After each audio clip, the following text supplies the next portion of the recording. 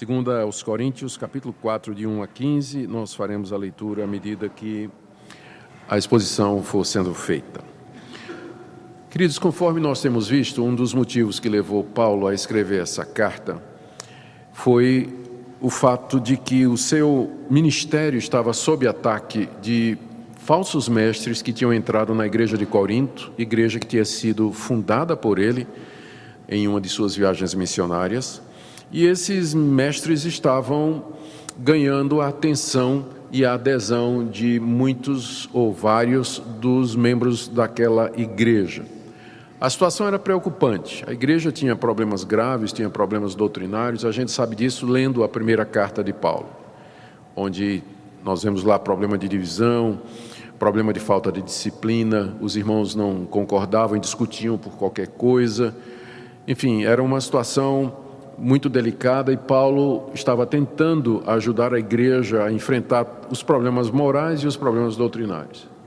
Esteve fazendo uma visita lá, saiu meio que corrido de lá, não foi muito bem recebido.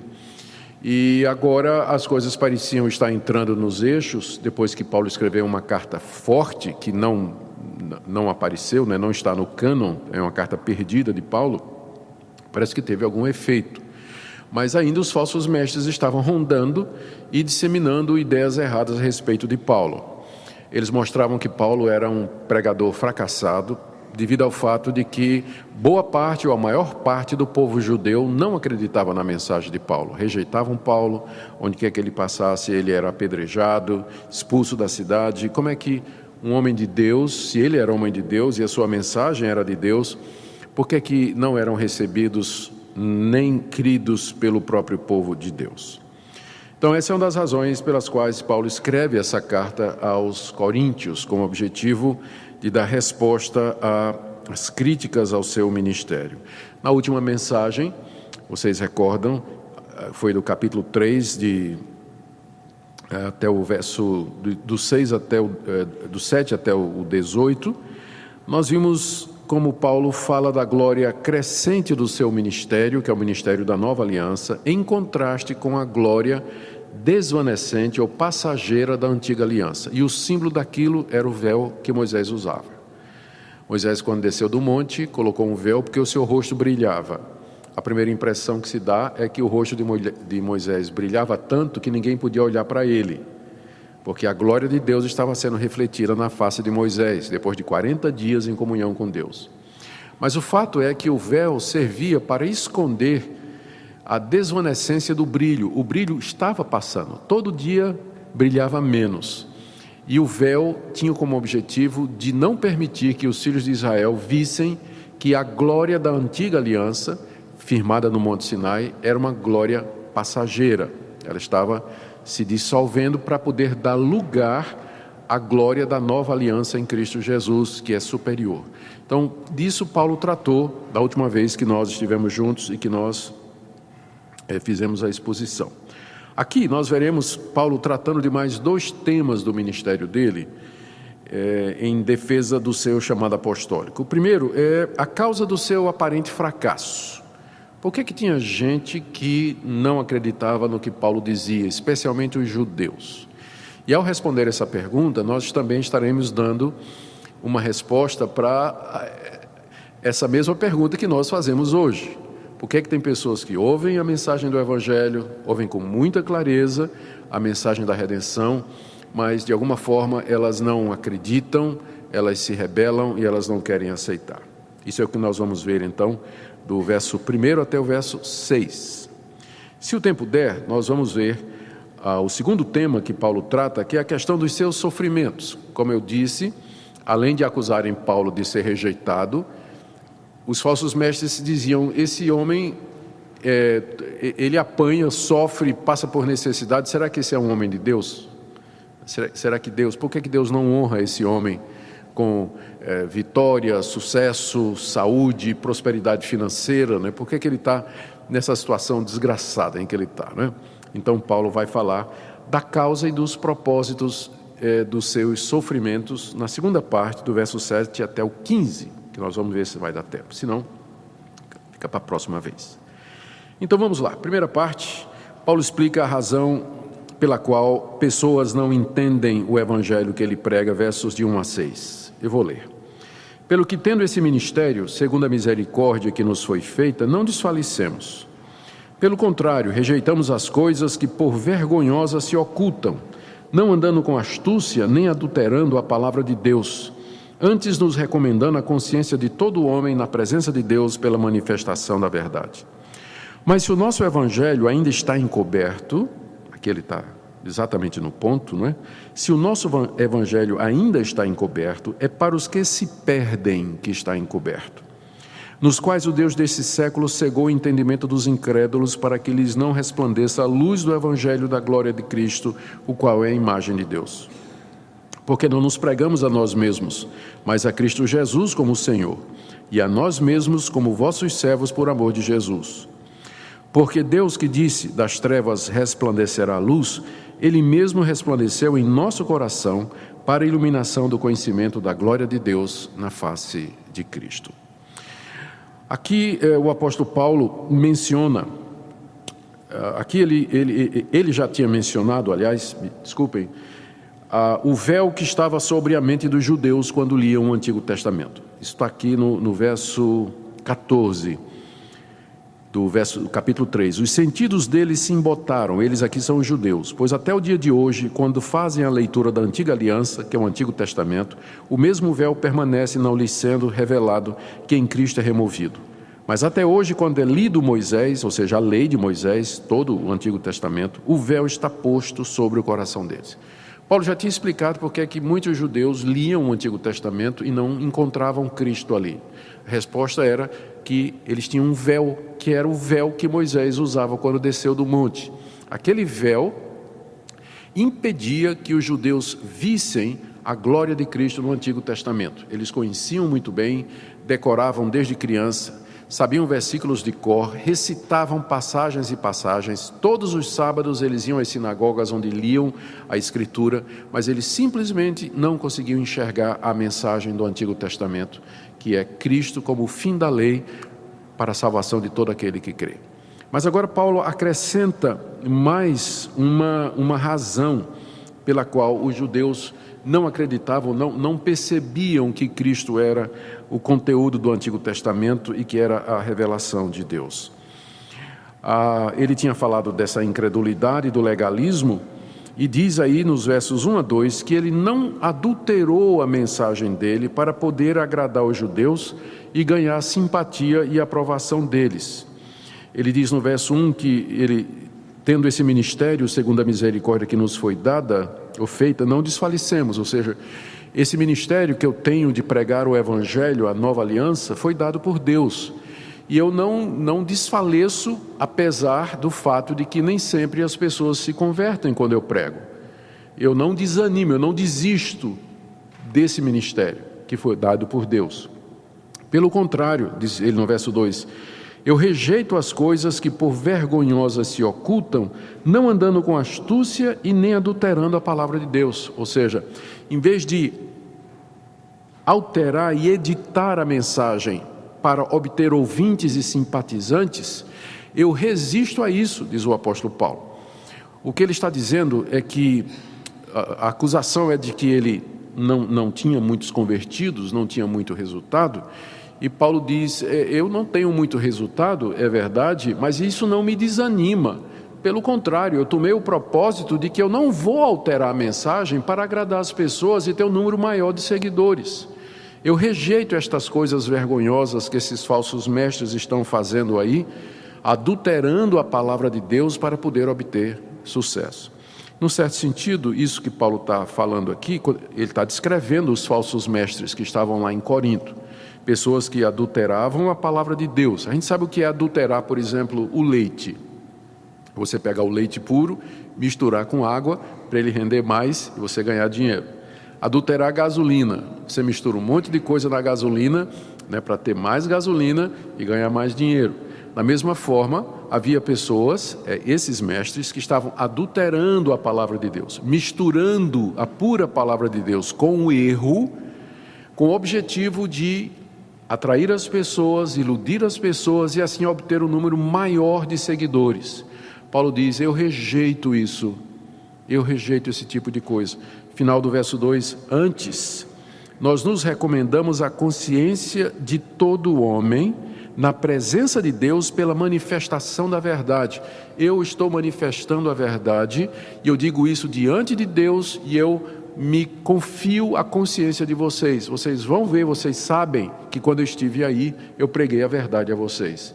Eu continuo sendo o mesmo pregador, não alterei. Diante de Deus eu digo isso, eu manifesto a verdade diante de vocês. Então, aqui nessa parte, Paulo faz essa recomendação, essa declaração para dizer que ele não cedeu à tentação de alterar o evangelho para ganhar seguidores. O que acontece, a razão pela qual então o seu evangelho é rejeitado, é porque ele, pregado em sua pureza, é velado para aqueles que se perdem. Verso 3. Mas se o nosso evangelho, o evangelho puro, não adulterado, se o nosso evangelho ainda está encoberto, ou seja, se algumas pessoas ainda não percebem a verdade do evangelho que eu estou pregando, ele diz, é para os que se perdem que está encoberto. Ou seja, aquelas pessoas que estão se perdendo, elas não conseguem compreender o evangelho, elas não conseguem crer no evangelho, não conseguem perceber.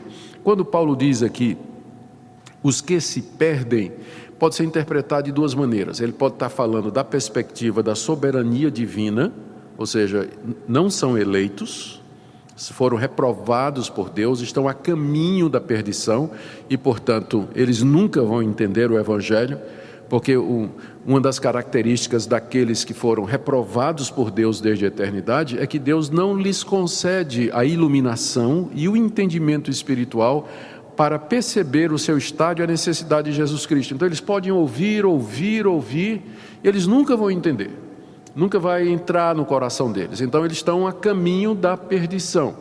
Perdição aqui é porque a condenação no inferno é uma perda. A pessoa perde a sua alma, perde a sua vida, perde o seu corpo, perde a sua paz, perde a sua felicidade. Perdição é um bom termo para descrever o sofrimento que aquelas pessoas que não creem no Evangelho, não compreendem o Evangelho, irão experimentar depois da morte. São os que se perdem, eles estão indo para a perdição. Ou a passagem pode ser interpretada de outra maneira. Quando Paulo diz que estes são os que se perdem, eles se perdem pela sua própria incredulidade, porque eles não querem se sujeitar à verdade de Deus, porque eles insistem em achar caminhos para a salvação que não é aquele caminho que Deus propôs, que é o Senhor Jesus Cristo. Mas talvez a gente não precise escolher entre uma interpretação e outra, porque as duas andam juntas. Porque os não eleitos, eles se perdem por culpa deles. Eles se perdem por culpa deles. A responsabilidade da perdição deles será colocada aos pés deles. Vocês se perderam por conta da sua própria negligência, incredulidade e dureza de coração. Mas se você olhar da perspectiva de Deus, é claro que isso não pegou Deus de surpresa. Desde a eternidade, Deus já chamou e amou quem Ele quis para a redenção e entregou os outros ao seu próprio coração, como a gente tem visto.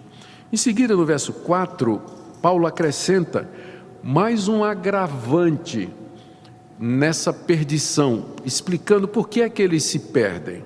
Veja só, no verso 4, nos quais, nestes que se perdem, o Deus desse século cegou o entendimento dos incrédulos, para que lhes não resplandeça a luz do evangelho da glória de Cristo, que é a imagem de Deus. Aqui há um elemento que Paulo não tinha falado até agora, que é a atuação satânica, a atuação dos principados e potestades, dos demônios, dos anjos caídos, desses seres espirituais, na mente humana. Essas pessoas, elas não compreendem o Evangelho, não somente por conta da sua própria incredulidade. Você vê que no verso 4, Paulo se dirige a eles dizendo que eles são incrédulos. Está vendo aí? O Deus desse século cegou o entendimento dos incrédulos. Então, eles já eram incrédulos E o Deus desse século, que não é Deus, mas aqui é uma referência ao diabo, cegou o entendimento deles. Eles já não criam. E em cima disso, vem as trevas e a confusão trazida por Satanás. Vem as trevas e a confusão trazida por Satanás. De que maneira Satanás cega o entendimento dos incrédulos? Através de falsas doutrinas, através de falsas religiões, através de ideias erradas a respeito de Deus e da salvação, por mais piedosas e religiosas que elas possam parecer. Súbitas tentações, fascinação desse mundo, tudo aquilo que ele ofereceu a Jesus Cristo lá no deserto. Ele cega o entendimento dos incrédulos. Ou seja, a situação é realmente de perdição. Além da incredulidade do próprio coração, as trevas espirituais vêm sobre a pessoa, de maneira que ela não consegue ver, ela não consegue entender o Evangelho. Com isso, Paulo está explicando por que é que a pregação dele é rejeitada. Não é porque é um falso evangelho, porque ele não adulterou a palavra de Deus, mas a pregação dele é rejeitada pelos que se perdem na sua incredulidade e através da ação do príncipe das trevas, Satanás, o Deus desse século, que é assim chamado, porque ele tem autoridade, ele recebeu autoridade para fazer esse tipo de coisa na raça humana, a partir do momento que os nossos primeiros pais pecaram. Deus então permite que ele faça esse tipo de atuação, cegando o entendimento dos incrédulos. E aí o que é que acontece? Metade do verso 4. Não resplandece na mente deles a luz do Evangelho da glória de Cristo, que é a imagem de Deus. Eles não percebem que Jesus Cristo é a imagem de Deus, é o próprio Deus que veio a esse mundo nos salvar. Eles não percebem a glória de Jesus Cristo e, portanto, a luz do Evangelho não resplandece no coração deles. O coração e o entendimento continua em trevas. Essa é a explicação que Paulo está dando para a rejeição da sua mensagem. E é a mesma explicação que nós continuamos a dar nos dias de hoje, é a mesma explicação através da história, da longa história da cristandade. Quantas e quantas vezes o Evangelho tem sido pregado para as pessoas, o Evangelho pregado com clareza, na sua pureza, sem ser adulterado, parece, para os que creem, é a coisa mais lógica do mundo, né? É a coisa mais óbvia do mundo, mas para os que se perdem, é confusão, é treva, ele não consegue discernir, ele não vê. Além da incredulidade que funciona como um véu, ainda tem a atuação desses poderes demoníacos, trazendo confusão, falsas doutrinas, falsas ideias, emoções súbitas e várias, de forma que eles não acabam sem ter a verdade do Evangelho. E no verso 5, Paulo diz que isso acontece apesar dele pregar a Cristo, porque não pregamos a nós mesmos, mas a Cristo Jesus como Senhor. Ou seja, o que eles estão rejeitando não é uma pregação em que eu estou me exaltando, eles não estão rejeitando a minha pessoa. Paulo está dizendo isso, não é? Porque era isso que os falsos mestres estavam dizendo. Paulo é rejeitado. Paulo está dizendo, mas eu não prego a mim mesmo. Eles rejeitam a Cristo a quem eu prego. É a Cristo, não é? Não nos pregamos a nós mesmos, mas a Cristo Jesus como Senhor. A nós mesmos, Paulo diz, quando eu prego, não é, sobre mim, é como vosso servo e do Senhor Jesus Cristo. E ele termina dizendo que somente Deus pode converter pecadores. Olha o que é que diz o verso 6. Deus que disse, das trevas resplandecerá a luz, Ele mesmo resplandeceu em nosso coração para a iluminação do conhecimento da glória de Deus na face de Cristo. Um dia Paulo foi assim. Paulo era um fariseu religioso, muito bem instruído, conhecia as Escrituras, mas completamente cego pelo véu de Moisés e sem dúvida nenhuma pela atuação satânica, a ponto de que ele achava que estava fazendo um favor a Deus, perseguindo e matando os cristãos. E no caminho de Damasco, a glória de Cristo resplandeceu, não somente no caminho, mas no coração de Paulo. A sua mente foi iluminada soberanamente por Deus e ele entendeu ali. Então, o mesmo Deus que no início, Paulo está fazendo uma citação aqui de Gênesis 1:3, onde diz, e disse Deus, haja luz. Então, o mesmo Deus que disse, das trevas resplandeça a luz, não foi exatamente assim que Deus disse, mas Paulo está dando sentido, né? Quando Deus disse haja luz, o verso anterior disse que havia trevas. Então, de onde é que viria a luz a não ser das trevas? Então, o Deus que das trevas tira a luz, o mesmo Deus que criou a luz das trevas, do nada, é Ele quem resplandece nas trevas do nosso coração, para que a gente possa, para iluminação do conhecimento da glória de Deus na face de Cristo, a glória de Deus brilhando na face de Cristo, iluminando o nosso coração. O que Paulo está dizendo aqui? Que o mesmo poder que foi necessário para criar a luz no primeiro dia da criação, é o mesmo poder que é necessário para fazer brilhar a luz da verdade no coração de um homem perdido. Ou seja, nada menos do que um milagre. Só Deus pode fazer isso. É como se Paulo estivesse dizendo, vocês estão cobrando de mim uma coisa que eu não posso fazer. Vocês estão dizendo, Paulo onde vai é rejeitado. Sim, diz o apóstolo Paulo, mas pensa bem, quem é que pode iluminar o coração do homem pecador? Quem é que pode trazer luz para as trevas do seu coração? É somente Deus, o Deus que lá no início, do nada, das trevas, criou luz. Ele é que ilumina o nosso coração para que a gente veja a glória de Deus na face de Jesus Cristo, porque sem isso não há como alguma pessoa entender o Evangelho, crer em Jesus Cristo, se arrepender dos seus pecados e dizer, eu quero seguir o caminho da verdade, eu quero seguir o caminho da redenção. Gente, tem tanta lição preciosa aqui, não é, para nós.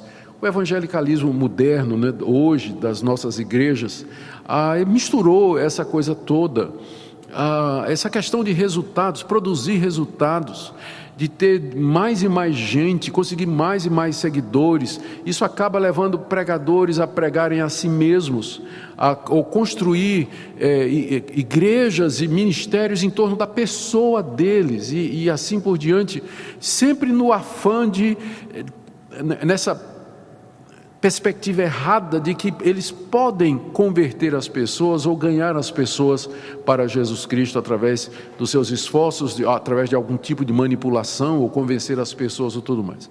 Eu não estou dizendo que a gente não deva argumentar com as pessoas, apresentar o Evangelho da maneira mais clara possível, da maneira mais lógica possível, mas em última análise nós estamos falando com gente que está cegada pelo diabo, vive em trevas e tem um véu na cara. Se Deus não iluminar o entendimento dessas pessoas, você vai pregar a vida toda e ela não vai entender não, nunca. Os que se perdem são essas pessoas. Talvez você possa estar pensando em algum parente, em algum amigo, né? Mas eu diria para você, não considere essa pessoa perdida ainda, porque enquanto há vida, há esperança. Então continua pregando, ensinando, dando testemunho, porque na hora dessa, Deus diz, haja luz. E aquela pessoa, nossa, eu nunca tinha, é verdade, eu nunca tinha percebido, não é? E dá um toque assim, e a vida da pessoa muda completamente. Eu tenho certeza que vários de vocês, se fosse dada a oportunidade, poderia vir à frente aqui e dizer, daquele momento, daquela ocasião, em que a luz do Evangelho foi brilhando, em algumas pessoas foi brilhando aos poucos, em algumas outras foi de uma vez, mas sempre Deus iluminando o coração para que Cristo seja glorificado. Portanto, fechando, ao criticar Paulo pela falta de resultado, seus inimigos estavam esquecendo que mesmo que o Evangelho seja pregado em toda pureza, primeiro, o homem é responsável por rejeitá-lo, segundo, além de incrédulo, está debaixo do poder de Satanás, e terceiro, somente Deus pode converter o pecador. São os 3 pontos da resposta de Paulo aqui. Acho que nós temos tempo para tentar ir de 7 a 15. Paulo agora trata de uma outra questão, que é a questão dos seus sofrimentos, porque ele estava sendo acusado não somente de ser um fracassado, ter poucos resultados, mas também de ser uma pessoa que sofria muito. E vamos ver o que ele diz aqui, do verso 7 em diante. Temos, porém, O porém aqui faz o contraste com o que ele disse antes. No verso 6, ele falou do conhecimento da glória de Deus na face de Cristo. Temos, porém, esse tesouro, o tesouro é o conhecimento da glória de Deus na face de Cristo, em vasos de barro. O vaso de barro é ele, né? A nossa personalidade humana. Então essa glória de Cristo, onde é que ela está? Ela está velada ao mundo, ela está em nós. Ela está dentro de nós, o conhecimento de Deus na face de Cristo.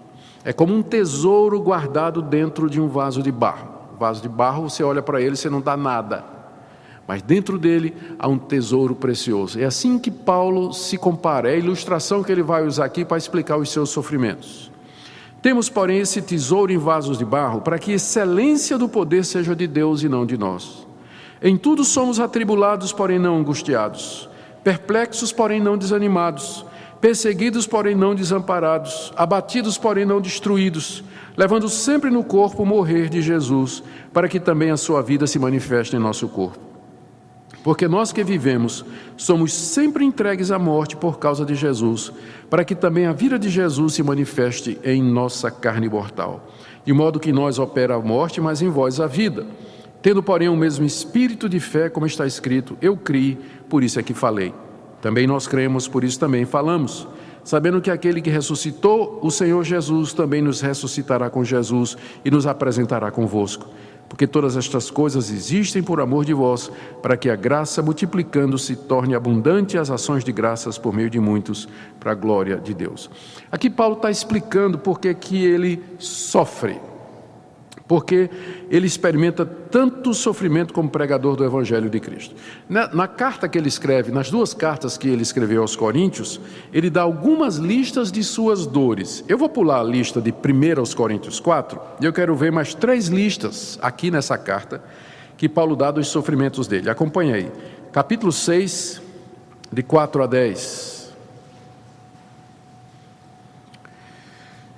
Ele diz: pelo contrário, em tudo recomendando-nos a nós mesmos como ministros de Deus, na muita paciência, nas aflições, nas privações, nas angústias, açoites, prisões, tumultos, trabalho, vigília, jejuns. Verso 6, na pureza, no saber, na longanimidade, na bondade, no Espírito Santo, no amor não fingido, na palavra da verdade, no poder de Deus, pelas armas da justiça, quer ofensivas, quer defensivas, por honra, desonra, por infâmia, boa fama, como enganadores e sendo verdadeiros, como desconhecidos, entretanto bem conhecidos, como se estivéssemos morrendo, e contudo eis que vivemos, como castigados, porém não mortos, entristecidos, mas sempre alegres, pobres, mas enriquecendo a muitos, nada tendo, mas possuindo tudo. A outra lista está no capítulo 11, 23 a 29. E agora ele está falando, se comparando com aqueles falsos profetas. Eles são ministros de Cristo? Era assim que eles se apresentavam. Paulo está ironizando. Falo como fora de mim. Eu ainda mais.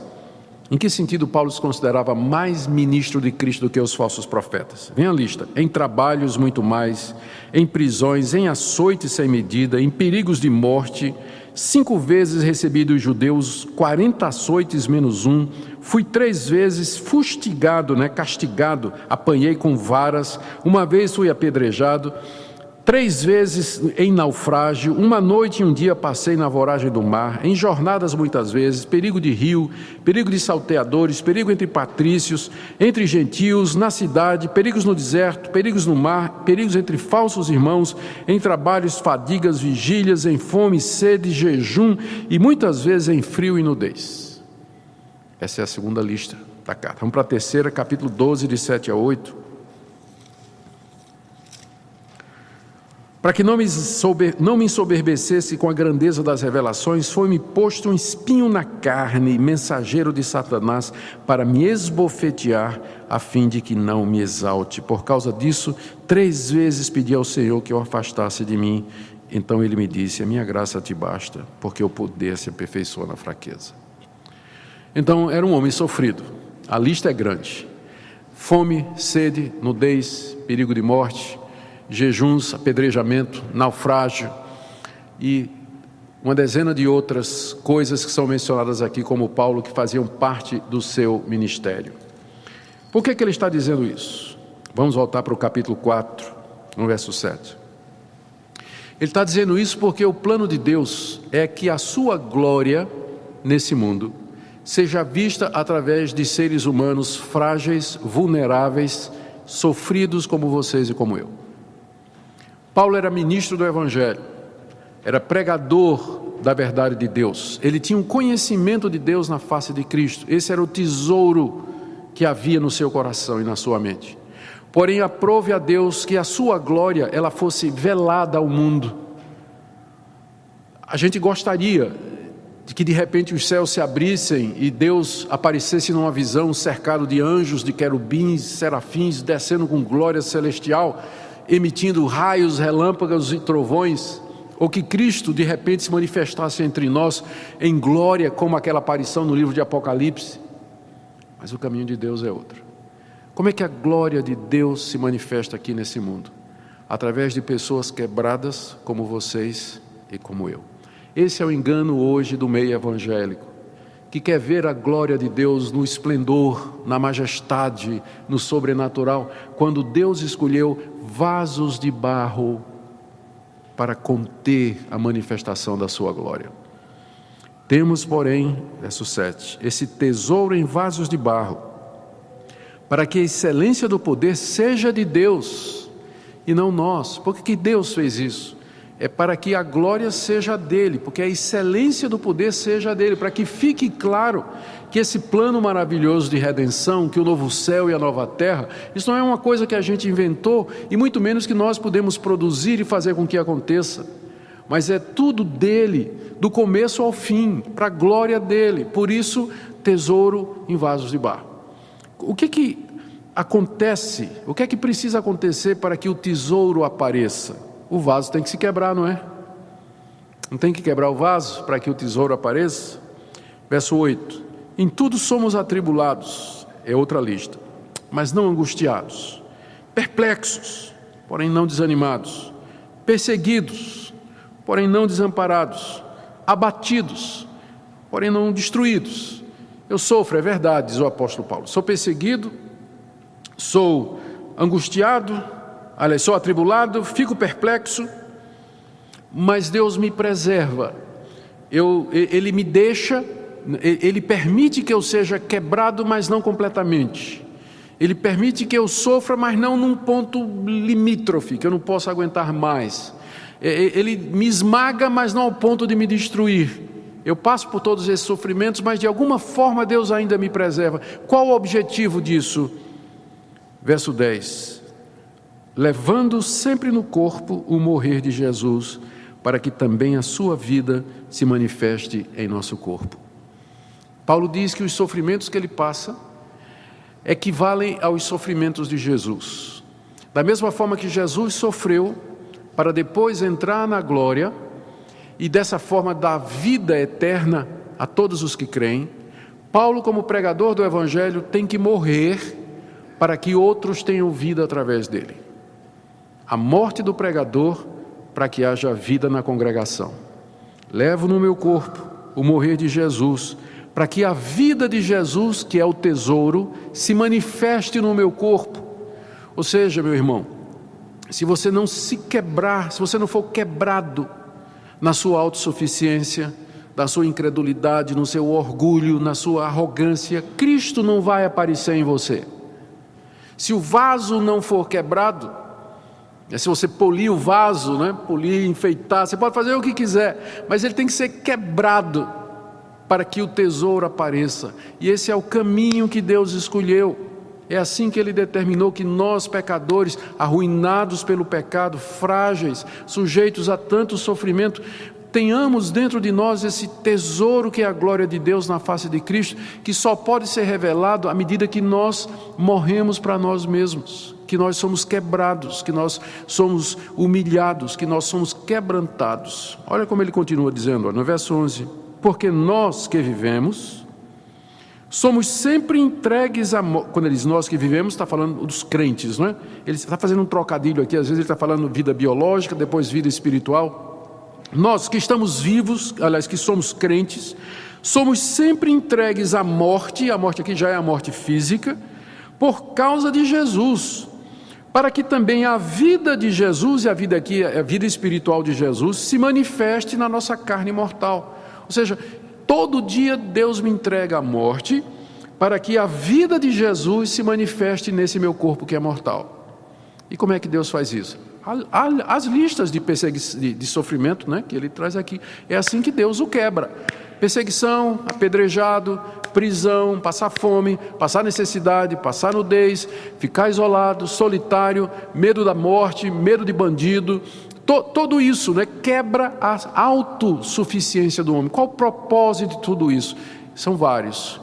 Você saber que você depende completamente de Deus, você desapegar seu coração das coisas desse mundo, da sua segurança aqui nesse mundo. O que é que lhe traz segurança aqui nesse mundo? Sua conta bancária, sua juventude. Você é jovem, acha que pode tudo, né? Porque é jovem. Eu, quando era jovem, eu pensava que eu podia tudo, né?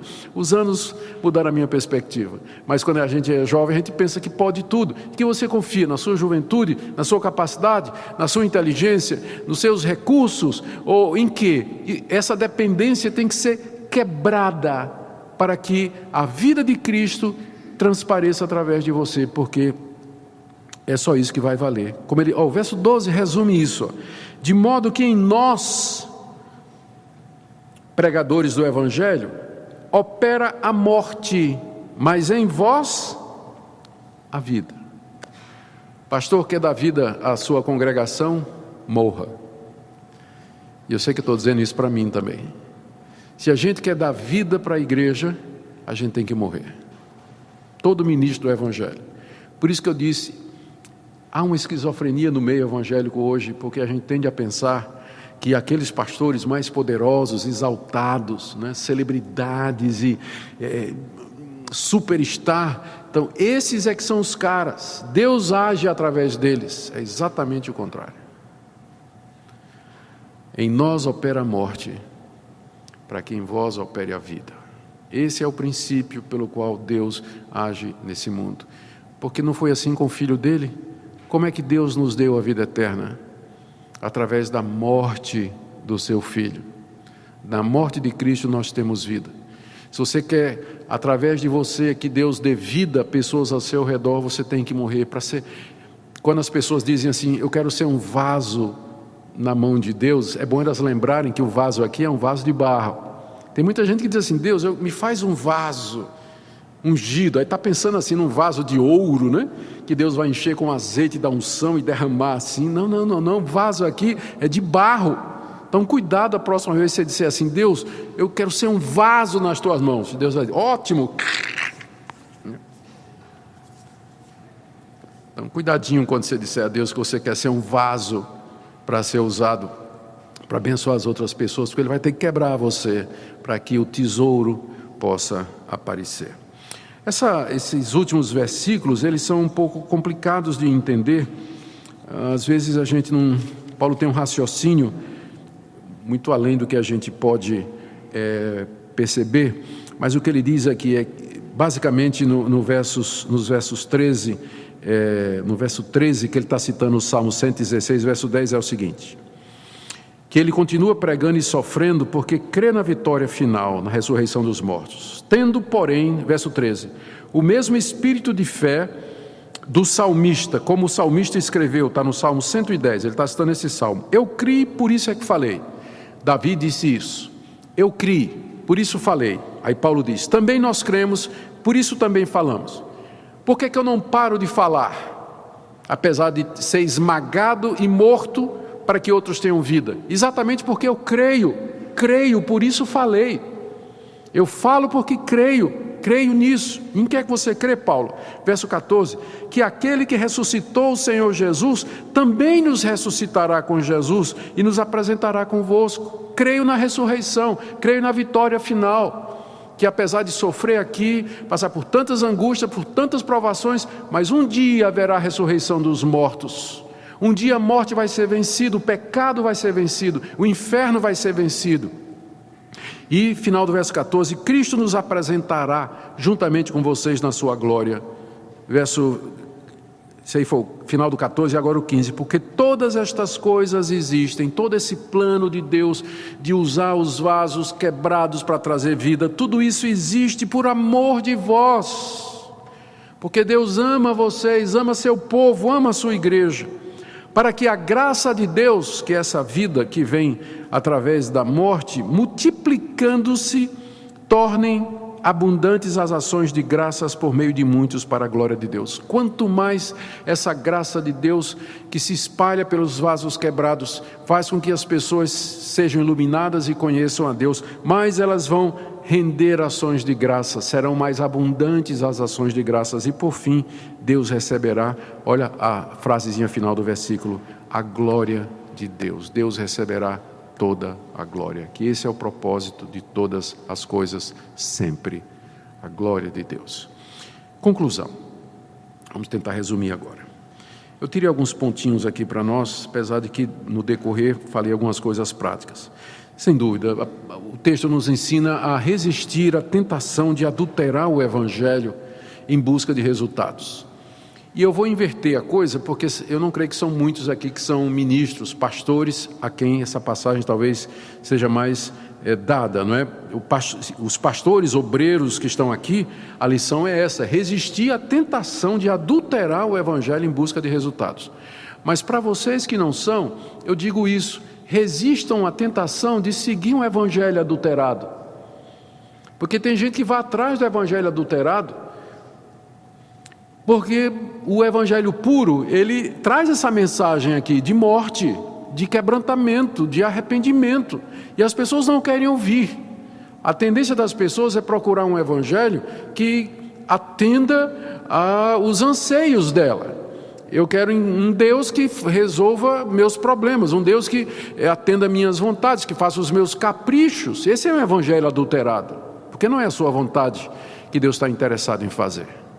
Então resista à tentação de seguir um Evangelho adulterado, um falso Evangelho, que é focado nas necessidades humanas e não na glória de Deus. Não quer dizer que o verdadeiro Evangelho não reconheça que nós temos necessidades, mas só que ele coloca as coisas no lugar certo. A prioridade é a nossa redenção em Cristo para a glória de Deus. O mais ele dará, mas não é o nosso foco. Então resista ao Evangelho adulterado. Segundo, sejamos fiéis em ensinar aquilo que Deus nos revelou e nada mais. Veja a preocupação de Paulo o tempo todo, dizendo, gente, eu não adulterei o Evangelho, nunca preguei nada falso para vocês. Diante de Deus eu digo isso. Se as pessoas me rejeitam, não é a mim que elas estão rejeitando, mas o Cristo que eu prego. Então, aprendamos como o que Deus quer de nós é a fidelidade e não o sucesso. Deus quer que nós sejamos fiéis, que nós nos comprometamos com sua verdade, em qualquer ambiente que nós estejamos, na família, na universidade, no trabalho, no ministério pastoral, onde for, Deus quer de nós que sejamos fiéis. Outra coisa que eu notei aqui é nós lembrarmos do grande milagre que é a conversão. A gente fica, hoje, né, a gente fala em milagre, o pessoal logo imagina um coxo andando, né, um cego vendo e um mudo falando. Mas não existe um milagre maior do que Fiat lux, haja luz. Deus do nada cria luz no coração humano. É equivalente à criação da luz no primeiro dia, como nós já vimos aqui. Não desprezemos isso, não desprezemos isso. Esse é o maior milagre de todos, é o maior milagre de todos e o que terá efeitos eternos. Os outros, a cura de um aleijado, de um cego, não estou menosprezando isso, Deus pode fazer esses milagres, e graças a Deus, se Ele fizer, se alguém for beneficiado, mas é só para esse mundo. Quando você morrer, acabou. Aleijado ou não, você vai morrer, cego ou não, você vai morrer do mesmo jeito.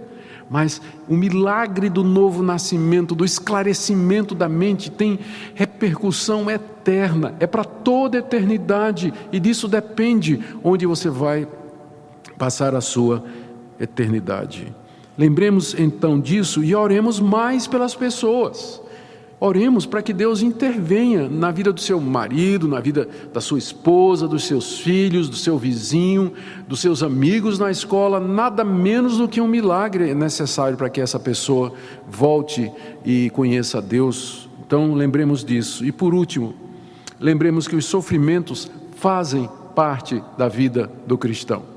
Fazem parte da vida do cristão. E não é acidente, não é que assim, todo sofrimento é coisa do diabo, né? Não, o próprio Deus, Ele usa o sofrimento para nos humilhar. Veja que acabamos de ler o apóstolo Paulo, né? Compare o apóstolo Paulo com outros apóstolos que estão aí. Vamos ver a lista, né, deles com a lista de Paulo, para ver quem é apóstolo de verdade. Deus não poupou o apóstolo Paulo para, através dele, trazer vida para tanta gente. E ele também nos submete a sofrimento, a perda. Você pode saber disso, vai ter perda, sofrimento. A doença vai bater na sua porta, você vai perder gente, vai ter decepções profundas na sua vida. Tudo isso vai passar. Tudo isso vai acontecer com você, mas se você olhar da perspectiva correta, se você lembrar da figura do vaso, talvez você possa encarar esse momento, vale da sombra da morte, de uma perspectiva diferente. E dizer: Deus, eu sei que tudo isso existe por amor de mim, para que no meio da morte seja gerada a vida, para que em mim opere a morte, mas para que nos outros ao meu redor a vida floresça, a vida de Cristo possa aparecer. E aí nós podemos enfrentar essa vida, esse vale de lágrimas, com mais ânimo, né? Porque às vezes ele está bem desanimado diante do sofrimento, mas essa passagem coloca tudo em perspectiva para nós, e é assim que a gente deve viver. Amém, queridos? Vamos orar. Nosso Deus, nós não podemos chegar nem perto de esgotar o significado e as implicações daquilo que teu servo, inspirado por ti, escreveu nas páginas da Escritura. Pelo pouco que pudemos aprender hoje e ver, nós te agradecemos e pedimos que estas palavras recebam abrigo no nosso coração e na nossa mente. Nos ajuda, Senhor, a entender quem Tu és, a Tua glória, a Tua majestade, Teus propósitos, ainda que nem sempre compreendamos os Teus desígnios secretos e particulares, mas nos ajuda a confiar em Ti e depender de Ti em tudo. Senhor, e quando o vaso estiver sendo quebrado, de que nós nos humilhemos diante de Ti, que nós vejamos Teu propósito maior com todas as coisas. Eu oro pelos que sofrem, pelos que estão decepcionados, que estão solitários. Consola-os nessa noite, ó Deus, consola-os com o Teu Espírito Santo. Bendizemos o Teu nome por amor de Jesus. Amém.